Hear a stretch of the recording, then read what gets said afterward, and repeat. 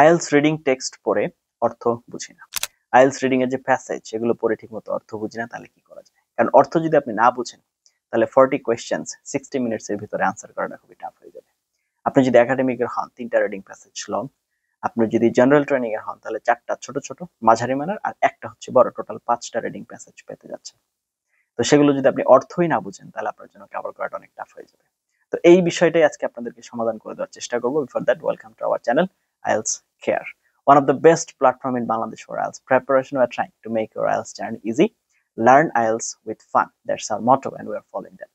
আপনি যদি 24/7 আমাদের সাথে কানেক্টেড থেকে IELTS প্রিপারেশন নিতে চান, please like our Facebook page and join our Facebook group. সেগুলো লিংক ডেসক্রিপশনে দেওয়া আছে। আর আপনি যদি IELTS মক টেস্ট দিয়ে নিজেকে যাচাই করতে চান, আপনি কোথায় আছেন, কিভাবে আছেন, কেন আছেন এবং কিভাবে আপনি আমাদের সাথে কন্ট্যাক্ট করতে পারেন, you can contact with us. আমাদের সাথে কন্ট্যাক্টের ডিটেইলস আপনি ভিডিও কমেন্টে পিন করা অবস্থায় পেয়ে যাবেন। এবার উইদাউট ওয়েস্টিং টাইম চলুন আপনাকে যে কম্পিউটার স্ক্রিন এবং টোটাল জিনিসগুলো দেখিয়ে নিয়ে আসি।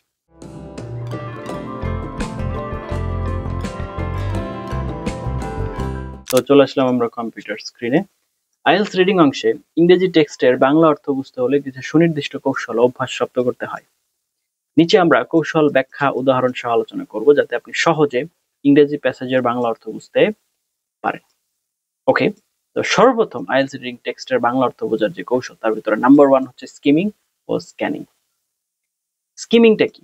মানে দ্রুত প্যাসেজটি পড়ে মূল বিষয়টি বোঝার চেষ্টা করা। স্ক্যানিং হচ্ছে সুনির্দিষ্ট তথ্য খোঁজা, যেমন সংখ্যা, নাম, তারিখ, কোনো একটা সুনির্দিষ্ট ইনফরমেশন খোঁজা হচ্ছে স্ক্যানিং। আর ভাষা বোঝার চেষ্টা করা, মূল তথ্যটা, সেটা হচ্ছে স্কিমিং। এখন কিভাবে প্রয়োগ করবো দেখুন। প্রথমে প্রতিটি প্যারার প্রথম লাইন মনোযোগ দিয়ে পড়ুন। আপনি যখন একটা রিডিং টেক্সট বুঝতে চাইবেন তার ভিতরে ধরেন 5টা প্যারা আছে, প্রত্যেক প্যারার প্রথম লাইন, এতে বোঝা যায় মূল পয়েন্ট কি।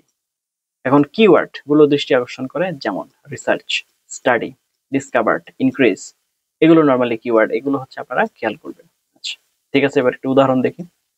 According to recent studies, the population of sea turtles has decreased significantly over the last few decades due to climate change and human activities. Bangla অর্থ বুঝুন স্কিমিং স্ক্যানিং দিয়ে। মূল বিষয়, সি টার্টলস এর সংখ্যা কমছে কারণ ক্লাইমেট চেঞ্জ ও হিউম্যান অ্যাক্টিভিটি, এগুলো হচ্ছে আপনার এখানে মূল ফাংশনালিটি।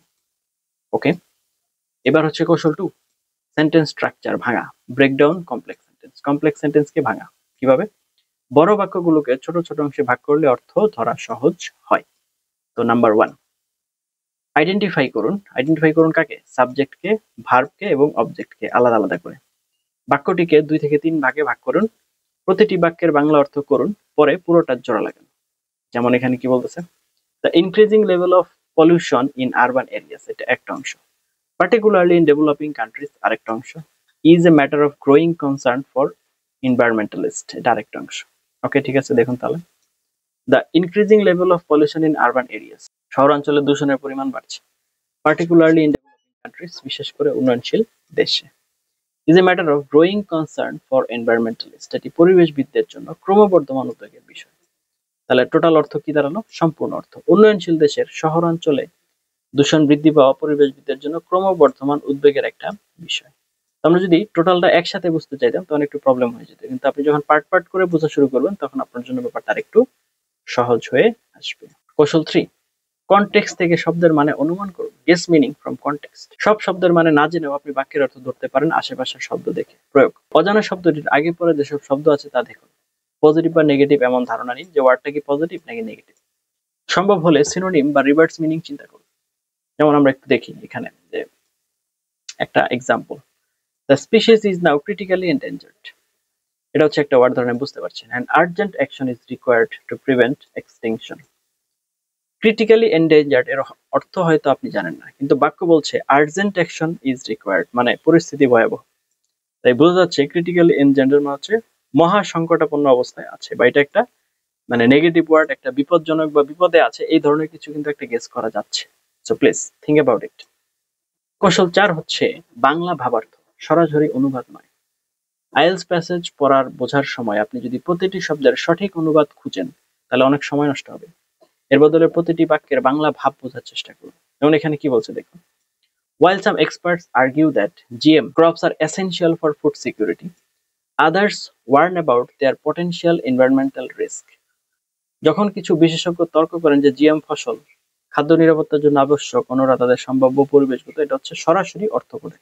কিন্তু এখানে বলতেছে কিছু বিশেষজ্ঞ মনে করেন জিএম ফসল খাদ্য নিরাপত্তায় দরকার, আবার অন্যরা পরিবেশগত ঝুঁকি নিয়ে সতর্ক করেছেন বা করছেন। তাহলে অর্থটা কিন্তু একটু চেঞ্জ হয়ে গেল, ভাবার্থটাই বোঝার চেষ্টা করতে হবে এবং এটাই মেইন মিনিং।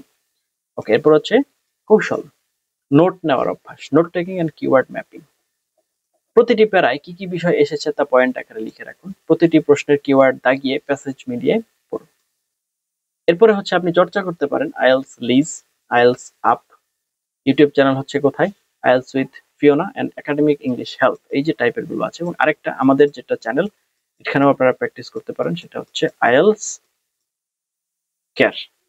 আপনাদের সেবায় সবসময় আমরা আছি, আমরা চেষ্টা করবো আপনাদের পাশে থাকার জন্য। ওকে, এরপরে হচ্ছে আপনার একটা ব্যাখ্যা দেওয়া হলো, দেখুন একটা রিডিং প্যাসেজ আমরা একটু যদি দেখি।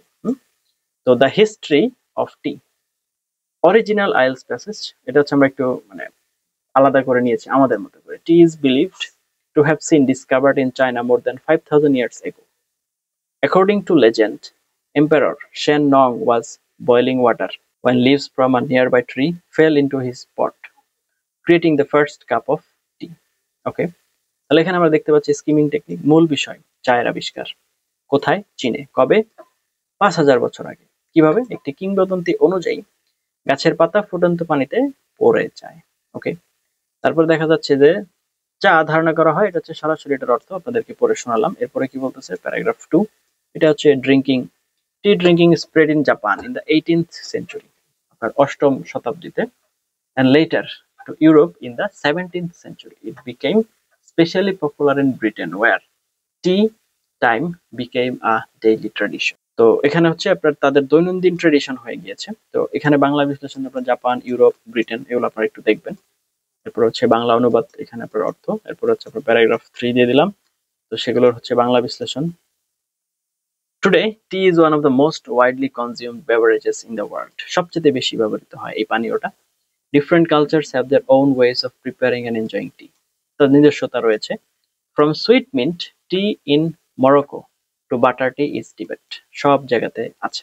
ওকে, এরপরে হচ্ছে আপনার ওয়াইডলি কনজিউমড, তারপরে আপনার মিল্ক, মিন্টি অথবা চায়ের বিভিন্ন সংস্করণ, বাংলা অর্থ এগুলো আছে।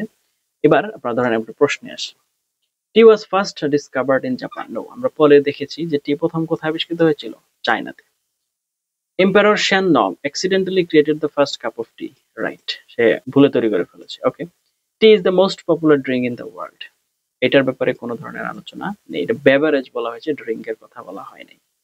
ওকে, it says one of the most, not the most, তাই একমাত্র পরিচিত বা এরকম কিছু বলা হয়নি। তো এই বিষয়গুলো যদি আপনি একটু ভালো করে খেয়াল করেন, তাহলে আপনাদের জন্য রিডিং বোঝাটা অনেক সহজ হয়ে আসবে, আশা করা যায়। ততক্ষণ আপনারা রিডিং টেক্সট কিভাবে আমরা হাইলাইট করব, কোন কোন পয়েন্টে মনোযোগ দিতে হবে, আনসার কোথায় থাকতে পারে, কিভাবে বের করবো, সবগুলো জিনিস জানার চেষ্টা করবো। এখন দেখুন, থিওরিটিক্যালি আপনি যতই ভালো জানেন, আপনি যদি সেগুলো প্র্যাকটিক্যালি ইউজ না করেন, তাহলে কিন্তু আপনি পিছিয়ে পড়বেন, রাইট?